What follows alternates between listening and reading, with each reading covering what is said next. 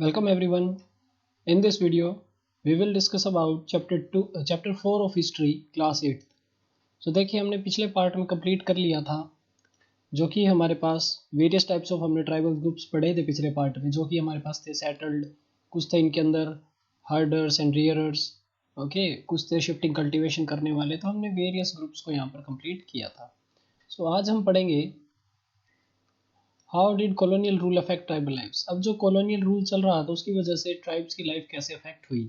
देखिए, the lifes of tribal group changed during British rule. जो tribal groups की life थी वो बदली ब्रिटिश रूल के टाइम पर.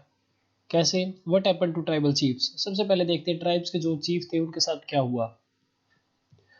देखिए, before the arrival of British, देखिए यहाँ पर हम स्टोरी पढ़ेंगे कि ब्रिटिश जब तक नहीं आए थे तब तक क्या होता था, फिर उनके आने के बाद क्या हो गया. In many areas the tribal chiefs were important people.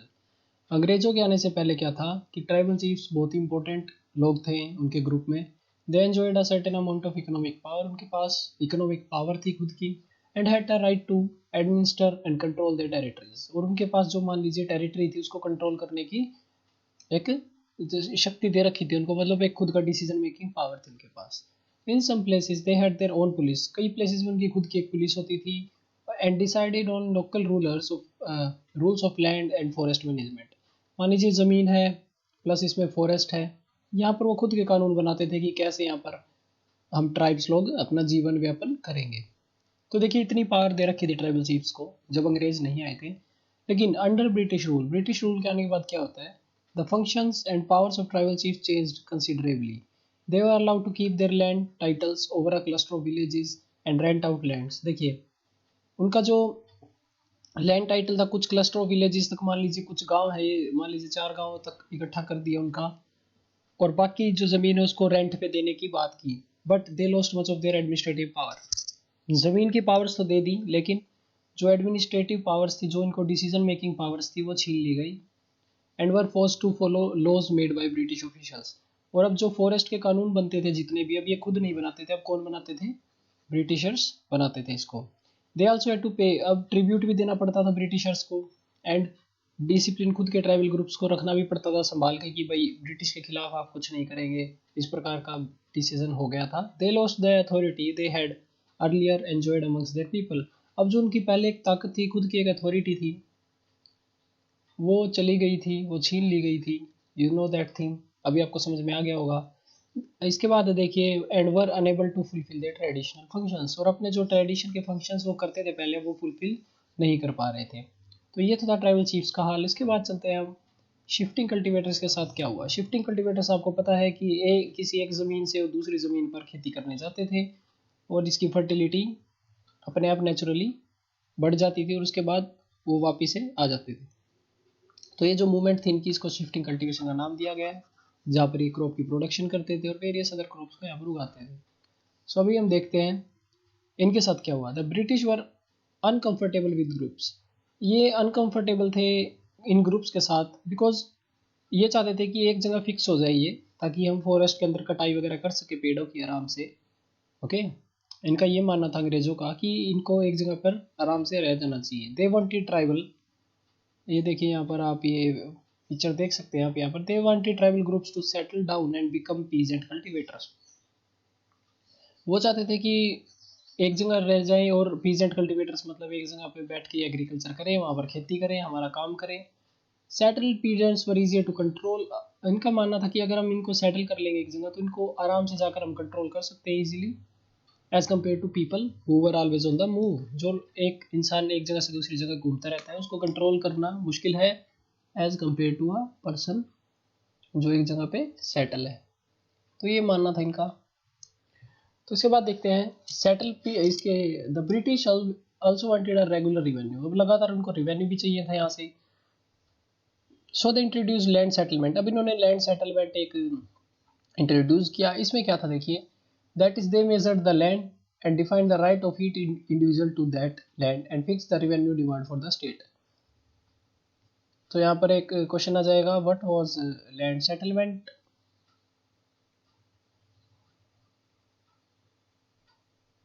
यहाँ पर एक क्वेश्चन आ जाएगा, व्हाट वाज लैंड सेटलमेंट. तो लैंड सेटलमेंट आप देख सकते हैं, इसका आंसर ये आ जाएगा, that is they measured the land and defined the right of each individual on the land and fix the revenue demand for the state. इसका मतलब है कि एक ज़मीन है तो उसके ऊपर किसी व्यक्ति का कितना अधिकार है वो बता देते कि भी आपका अधिकार इस ज़मीन तक है और यहाँ से आप हमें इतना टैक्स देंगे लगातार। तो ये इन्होंने लैंड सेटलमेंट का तरीका निकाला इनके ट्राइब्स के लिए।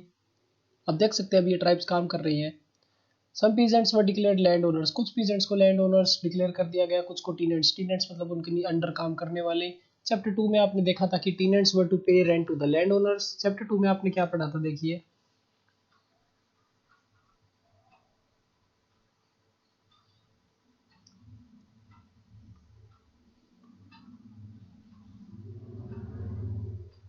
देखिए चैप्टर 2 में हमने पढ़ा था कि टीनेंट्स होते थे जो खेतों में काम करते थे, वो किसको रुपए देते थे, वो लैंड ओनर्स को रुपए देते थे। वो लैंड ओनर्स किनको रुपए देते थे ब्रिटिशर्स को। Is that clear? बड़े सिंपल बात है।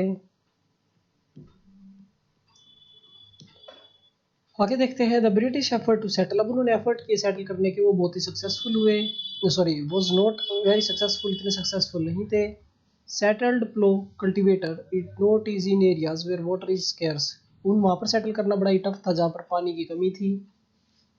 And the soil is dry, जहाँ पर सोइल भी सूखी थी। In fact jhum cultivators who took to plough cultivation often suffered. अब जो झूम कल्टीवेशन करते थे, जो शिफ्टिंग कल्टीवेशन करते थे, उनको सफ़र करना पड़ता था। Since there fields did not produce good yields, because उनके फील्ड्स के पास ज़्यादा अच्छी प्रोड्यूस नहीं होती थी। सो द झूम कल्टीवेटर्स इन नॉर्थ ईस्टर्न इंडिया, अगर हम नॉर्थ ईस्ट इंडिया की बात करें, वहाँ पर झूम कल्टीवेटर आपको पता है झूमिंग एग्रीकल्चर वहाँ पर चल रहा था। Okay, insisted on continuing with the traditional practice, वो अपनी ट्रेडिशनल प्रैक्टिस चालू रख रहे थे, मतलब शिफ्टिंग कल्टीवेशन अपनी वापस से कर रहे थे, बिकॉज उनको पता था कि हम पानी यहाँ पर हमें कम मिलेगा और हम खेती नहीं कर पाएंगे। फेसिंग वाइड स्प्रेड प्रोटेस्ट, अब प्रोटेस्ट होने लगा इनके खिलाफ। The British had to ultimately allow them the right to carry on shifting cultivation. अब जब इन्होंने प्रोटेस्ट किया तो ब्रिटिश ने कहा कि यस आप शिफ्टिंग कल्टीवेशन कर सकते हैं। ओके, उन्होंने कहा कि आप शिफ्टिंग कल्टीवेशन आप कैरी ऑन कर लीजिए।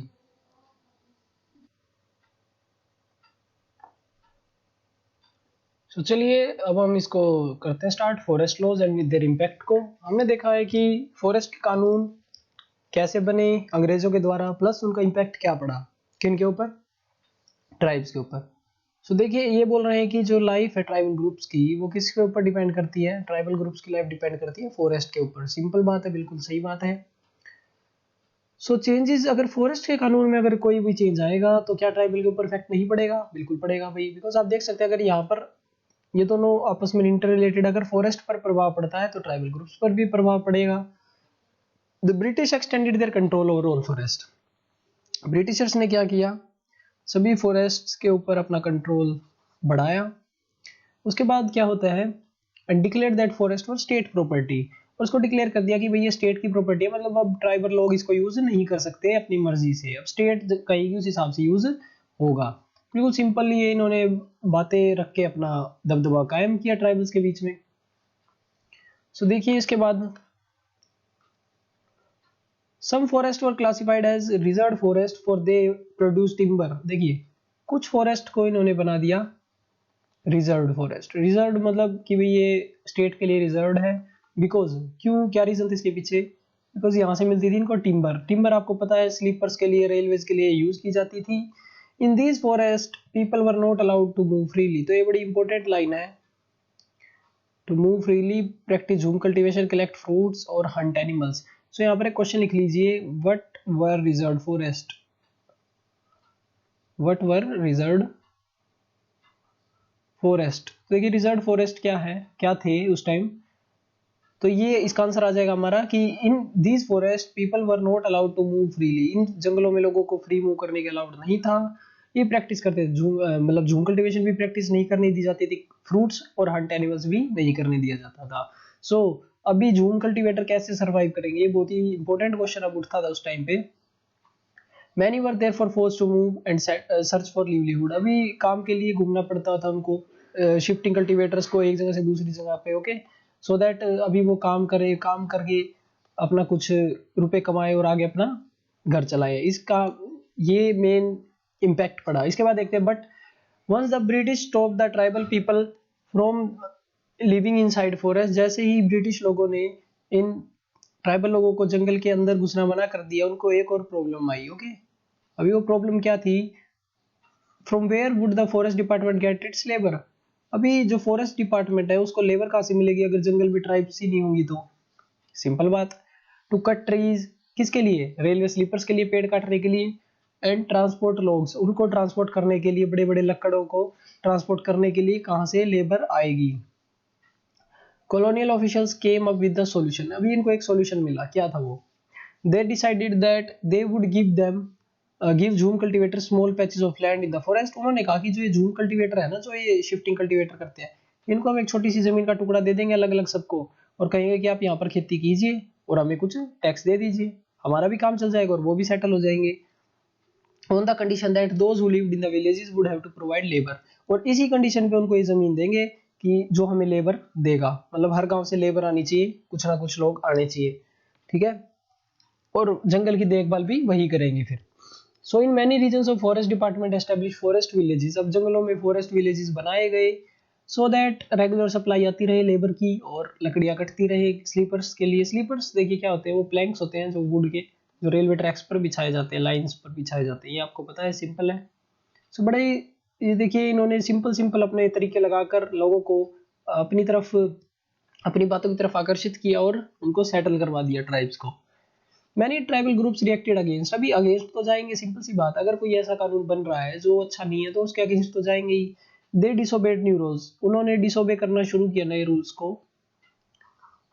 वो प्रैक्टिसेस करते थे जो इलीगल थी, मतलब जैसे हंटिंग करने चले जाते थे, झूम कल्टीवेशन कर देते थे, तो इस प्रकार से वो चीजें करने लगे ताकि जो इलीगल है वो रूल्स टूटे, और ओपन रिबेलियन भी हुए। जैसे अगर हम देखें तो हमारे पास सोंगराम संगमा रिवोल्ट हुआ एक असम के अंदर, कब हुआ है? 1906 में, और 1930s में सेंट्रल प्रोविंस में। तो यहाँ पे क्वेश्चन आ जाएगा, when did Songram Sangma revolt held? So देखिए कब हुआ, ये हुआ 1906 के अंदर हुआ था। ओके, इसके बाद चलते हैं हम आगे। The problem with the trade, भाई व्यापार में क्या प्रॉब्लम आई है हम जानेंगे इस टॉपिक के अंदर।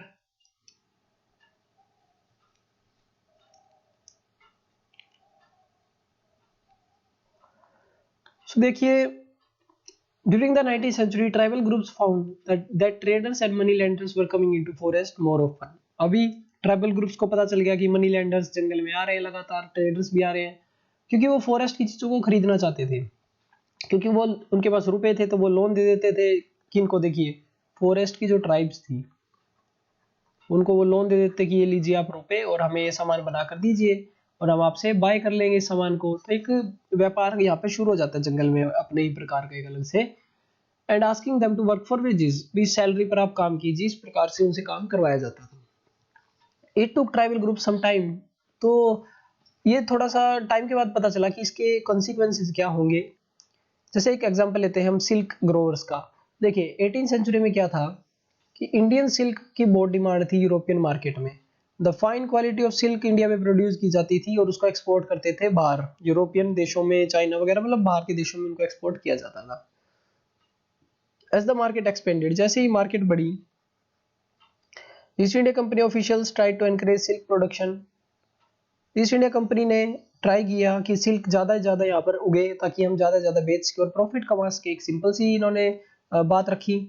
तो अभी देखते हैं हजारीबाग आज के टाइम पे जो झारखंड के अंदर है, वॉज एन एरिया जहाँ पर संथाल्स कोकून्स को रियर करते थे। कोकून से हमें सिल्क मिलता है। The traders dealing in silk sent in their agents who give loans to the, अब वो एजेंट्स भेजते थे, मनी लेंडर्स अपने भेजे जाते थे, ये लीजिए आप लोन लीजिए और हमें ये मान लीजिए रुपीज, देखिए 3 से 4 रुपीज 1000 कोकून्स पर मिलते थे। ओके, 3 से 4 रुपए। These were then exported to Burdwan और गया where they were sold at 5 times the price। अब उनको बेचा जाता था 5 गुना दाम पर। तो आप देख सकते हैं कितना प्रॉफिट वो कमा रहे थे। The middlemen so called because they arranged deals within exporters and silk growers। अब middleman कौन था? जो एक्सपोर्टर्स और सिल्क ग्रोवर्स के बीच में एक अरेंजमेंट करवाता था। ये मिडिल मैन अरेंजमेंट करवाता था इन दोनों के बीच में, एक्सपोर्टर्स और सिल्क ग्रोवर्स के बीच में, और वो बहुत ज़्यादा प्रॉफिट कमा लेता था, बिकॉज वो वहाँ पर दाम नहीं बताता था कि मैंने इतना सस्ता खरीदा है, वो कहता कि महंगा खरीदा और वहाँ पर महंगा बेच देता, इस प्रकार से बीच का प्रॉफिट उसका हो गया।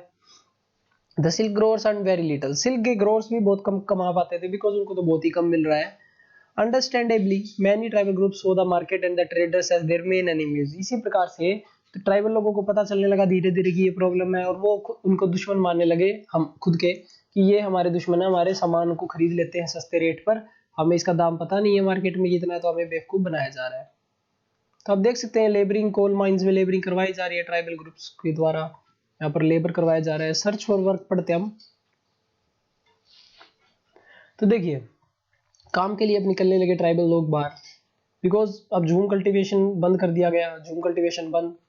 ओके, अब इनके पास मान लीजिए कोई ट्रेड करने के लिए सामान भी नहीं हो, कुछ ग्रुप्स ऐसे भी है ना जिनके पास ट्रेड के लिए सामान नहीं था, तो ये काम के लिए निकलते और बहुत ही वर्स्ट सिचुएशन थी इनके लिए। From the late tea plantation में जाते एंड माइनिंग की एक्टिविटीज में भी ये जाने लगे। ट्राइबल्स को रिक्रूट किया जाता था टी प्लांटेशन असम के अंदर, प्लस कोल माइंस झारखंड की कोल माइंस के लिए। कॉन्ट्रैक्टर्स आते इनको खरीदने के लिए कि आइए आप, लो वेजेस भी उनको ले जाते थे लो सैलरी में, और उनको घर पे भी जाने नहीं दिया जाता था। तो ये सिचुएशन आप देख सकते हैं अभी तक ये चल रही थी। ओके, सो आज हमारे इस पार्ट में इतना ही। नेक्स्ट जो हमारा है क्लोजर लुक जो हम करेंगे अगले पार्ट के अंदर, जिसके अंदर हम पढ़ेंगे बिरसा मुंडा की स्टोरी। सो आप इसको पढ़िए और असाइनमेंट मिलेगा, आप उसको कंप्लीट कीजिएगा। So thank you from my side, मिलते हैं हम नेक्स्ट पार्ट में। लाइक शेयर और सब्सक्राइब जरूर करें चैनल को।